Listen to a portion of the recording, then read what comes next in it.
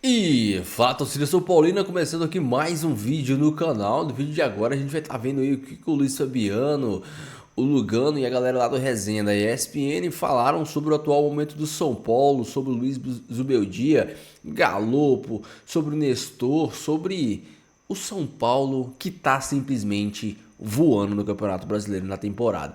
Antes de mais nada, desce aí embaixo, deixa seu like, se inscreve no canal, dá essa força pra mim aí, me ajuda a bater a meta de 3.000 inscritos, dá essa força pra esse jovem São Paulino aí. A gente vai estar assistindo o vídeo, vendo tudo que eles vão falar aí. No final do vídeo eu volto pra gente estar debatendo um pouco, falando sobre o Tricolor, sobre o Zubeldia, sobre esquemas táticos. E você sinta vontade pra deixar o seu comentário aí, beleza? Sem mais enrolação, bora pro vídeo. O programa já está se aproximando ali da curva para a reta final. Luiz Zubeldia, 4 jogos, 3 vitórias e 1 empate. São Paulo consegue 4 vitórias consecutivas fora de casa. Tem um empate com o Palmeiras aí no meio, mas foi no estádio do Morumbis. É um começo que não dá para ser melhor, né, Lugano? Eu acho que ele principalmente trouxe energia, né? Energia boa para São Paulo que estava precisando. Ele tem o fogo sagrado, hein, Luga? Tem fogo sagrado, tem fogo sagrado. Um cara com 27 anos estava treinando o time da primeira divisão do futebol argentino. É porque alguma coisa tem dentro, né? Dentro. Não na cabeça, dentro do coração, né? Obviamente que ele está... A expulsão lá, Lugar? Não, eu não vi. Não estou vendo. Depois a gente mostra para você. Não, e fazendo coisas lógicas, né?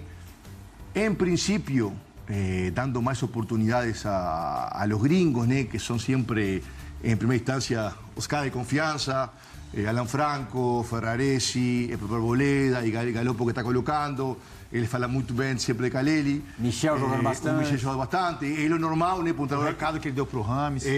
O recado do Pajame, que hoje esse recado Pajame é o que estão esperando todos os jogadores, inclusive os gringos. Então, até nisso o cara parece que é esperto, tem malandragem. Me contou um passarinho que está lá dentro que ele imediatamente também já elogiou o Muricy, elogiou o Milton. Sabe o que faz. Chegou sabendo o que fazer, né? E faz coisa lógica, né? Coloca o Luciano de segundo atacante.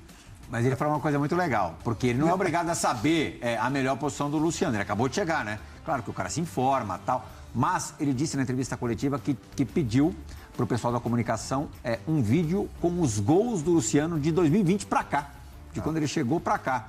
Para ver os lugares do campo em que ele se acha melhor. Sim. Era uma último time. Sim. Algo que todo mundo sabe. Mas ninguém acertava o bom treinamento dele. Não, mas porque ele quer alimentar, né? Quer ver outra? O Galopo, isso eu conversei com o próprio. Ele está no São Paulo há 2 anos. Ele concordou comigo que finalmente, depois de 2 anos, descobriram a posição dele. Fez 2 jogos bons. Tem que ter capacidade. Não, tem capacidade e comprometido. Ou seja, acho que o Soler chegou muito bem, sabendo o que faz, com boa gestão institucional, com energia. E acho que dá esperança, né? Dá esperança também, tem que estar tranquilo, né? Também não é para ficar eufórico, mas para a fase que São Paulo está tendo, acho que é muito esperançador, né? Acho que o time, principalmente para a Libertadores, que é jogo de mata-mata, que a gente sabe que o São Paulo lá cresce, e acho que São Paulo na Libertadores, principalmente com um time que saiba o que joga, que tenha as instituições claras, acho que pode abrir assim. Para chegar nesse mata-mata seria importante já. Gol de atacante. O Ferraresi, né? Sim. Tranquilidade ali para fazer ele foi o drible. enlouquecidamente comemorar com o Zubeldia, você viu a imagem? O Zubeldia estava quase na grande área ali na hora do gol. Mesmo. O que mostra claramente que ele está se apoiando um pouco mais nos jogadores estrangeiros, o que é normal, sem deixar de... Tem 9 estrangeiros. Então, sem deixar de elogiar, obviamente, os principais referentes que são... Nestor jogou muito bem também, viu? Outro ponto que a gente tem que destacar. O Nestor, voltando ainda de contusão, começando os jogos, fez uma excelente partida. Esqueci da volta e outro que é um animal que joga todas as partidas bem é o Alisson, né?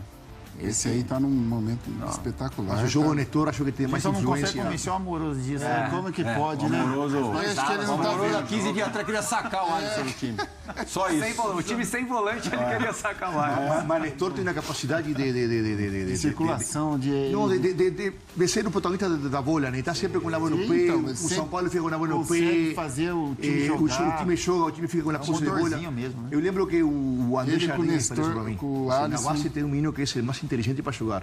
Ele tinha o Anthony, tinha o próprio Militão, e sempre falava de Nestor. E às vezes, por ele não ser tão expressivo na sua linguagem corporal, vistoso, que eu acho vistoso. expressivo na linguagem corporal. Então, o torcedor de cima olha muito a linguagem corporal do jogador. E se leva muito por isso. O Nestor é mais francinho, é calhado, mas está sempre na bola no pé dele. Por isso que demorou tanto, talvez, em cair na graça da torcida, né? Mas um jogador importantíssimo para qualquer treinador. Pena de Carpini, quase que não consigo contar com ele, né? Mas é muito bom para o dia ter essa variante. Vou cometer uma ousadia aqui, vamos ver se a gente consegue fazer isso em 2 minutinhos, tá? Porque a gente precisa ir para o break. Tivemos 2 treinadores estrangeiros fazendo mudanças que chamaram a atenção nesse domingo. No sábado e domingo, na verdade, porque o jogo do Atlético Mineiro com o Fluminense foi no sábado. O Atlético perdia por 2-0 para o Fluminense. Aí o Milito, que esse caiu nas graças também do torcedor do Galo, saca só o Hulk, perdendo. Não sei vocês, mas que sensação boa hoje temos em ter um técnico no banco de reservas, né? Nós tínhamos um estagiário que atrasou a evolução e atrasou o time do São Paulo em 5 meses, praticamente. E, bom, agora o Zubeldia chegou com pouco tempo de trabalho, que nem tá podendo trabalhar assim, porque só tá viajando. Organizou o time, uma coisa muito importante, porque, convenhamos, o São Paulo estava uma bagunça, o time do São Paulo era um catado dentro de campo, todo mundo corria errado, o time não tinha um padrão de jogo, o time não tinha saída de bola, o time não tinha triangulação, o time não tinha nada. Era literalmente, eu acho que a expressão catado é uma expressão perfeita para descrever o São Paulo do Carpini. Hoje, com poucos jogos, com poucos treinos, nós já podemos ver o Zubeldia passando para os atletas e os atletas demonstrando para a torcida o que o Zubeldia pensa e quer de futebol. O time está perfeito? Não, está longe de ser perfeito, mas em poucos jogos o Zubeldia já conseguiu fazer algo que o Carpini não conseguiu em vários meses, porque se a gente for voltar lá atrás, os principais jogos do São Paulo contra Palmeiras, contra Corinthians, cara, não era o time do Carpini, era o time do Dorival. Ali claramente era o time do Dorival correndo, era o time do Dorival marcando, era o time do Dorival atacando. O Carpini só estava na área técnica. Quando o Carpini começou a mudar e falar, não, agora a gente vai jogar do meu jeito, o time desmoronou. Por quê? Porque ele não tem capacidade. Eu acho que até que ele tem boas ideias, mas ele não tem capacidade de passar isso para os atletas e os atletas não entenderam. Os atletas eu acho que eles até queriam, mas não entenderam, não conseguiram absorver. Então o time estava completamente catado. Hoje, o time do São Paulo, ele não joga como o time do Carpini e também não joga como o time do Dorival. Então, todas essas movimentações, todo esse jogo coletivo que o São Paulo demonstra hoje para a torcida é o futebol do Zubeldia, é o que o Zubeldia entende como futebol, é o que ele quer como futebol. Tá longe de estar perfeito, a gente ainda vai ter que ver como ele vai encaixar o Lucas nesse time. Ele não gosta de jogar com 3 zagueiros, mas está jogando agora, está sendo algo interessante, ele está evoluindo também nessa questão, está conhecendo os atletas, está colocando o Nestor, pelo menos colocou ele até o jogador do Vitória ser expulso, como 10 ali, empurrou o Luciano para frente, trouxe o Nestor para jogar de 10 ali naquela faixa central, podendo cair pelos 2 lados. Isso é interessante, eu acho até que o Nestor pode fazer essa função, jogando com a linha de 4, né? 2 defensores, 2 zagueiros, 2 volantes, o Nestor ali de 10, 2 pontas e o Caleri na frente. O Nestor para mim pode fazer essa função de 10, eu acho que ele tem capacidade.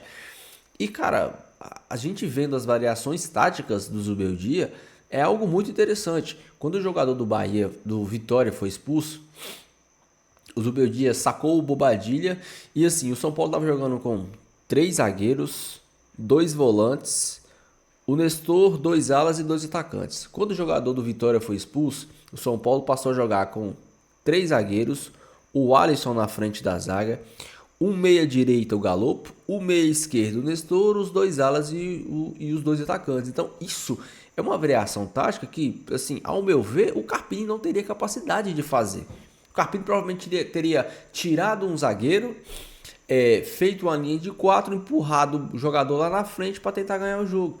E aí o que? Com muito jogador lá na frente, não ia ter quem trabalhasse essa bola, o time não ia ter triangulação. E nós vimos o São Paulo triangulando bola, nós vimos o São Paulo fazendo infiltração, nós vimos o São Paulo, mas estava com um a menos. Pelo amor de Deus, gente. Quando um time tá com um a menos, isso dificulta muito a parte ofensiva deles, do time que tá com a menos. Mas geralmente os caras metem 2 linhas de 4 ali, ó, e fica difícil penetrar. O próprio Flamengo jogou contra o Atlético Goianiense e temos vários outros exemplos de times que jogam com uma a mais e não conseguem vencer os seus jogos, ou tem muitas dificuldades, porque o time fica todo mundo ali recuadinho perto do seu gol defendendo. O São Paulo, quando o São Paulo demonstra que quando tem superioridade numérica, consegue fazer dessa superioridade numérica uma superioridade de futebol. O São Paulo consegue criar, o São Paulo consegue gerar espaços, rodando a bola, tendo movimentações. Olha o passe que o Rodrigo Nestor deu para o Michel Araújo.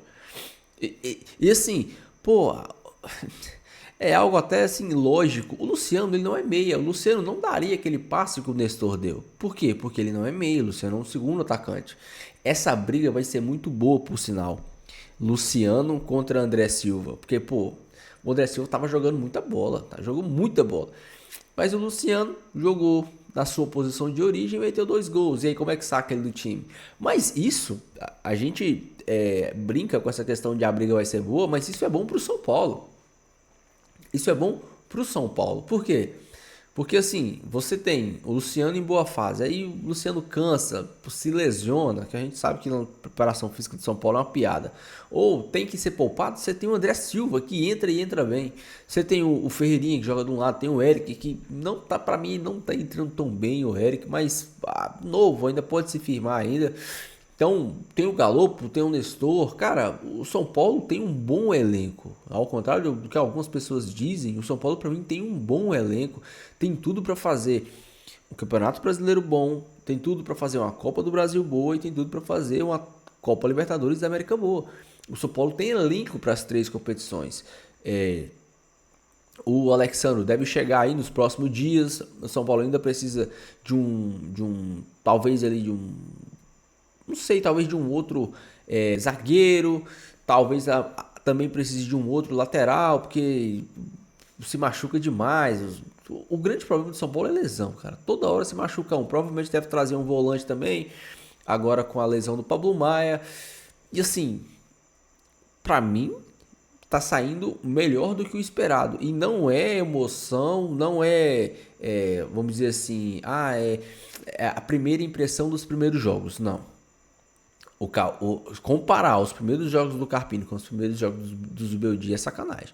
Não tem noção de comparação, não tem como comparar os primeiros jogos do Zubeldia com os primeiros jogos do Carpini. Carpini teve jogos mais fáceis de Campeonato Paulista, o Carpini não implementou o seu esquema de jogo no São Paulo quando chegou, o Zubeldia não, o Zubeldia já chegou demonstrando o que ele quer, demonstrando como ele quer, demonstrando como ele quer que o time defenda, demonstrando como ele quer que o time ataque. E cara, eu tô muito animado com esse São Paulo de 2024 e quero que você comente aí o que você tá achando do Tricolor nessa temporada, beleza? Deixa o seu like se você não deixou, se inscreve no canal se você não for inscrito, dá essa força pra mim aí. Tem vídeos aqui no canal todos os dias pra gente trazer aí o que os comentaristas falam e também a minha análise e os meus comentários, beleza? Fiquem todos com Deus, até o próximo vídeo e valeu!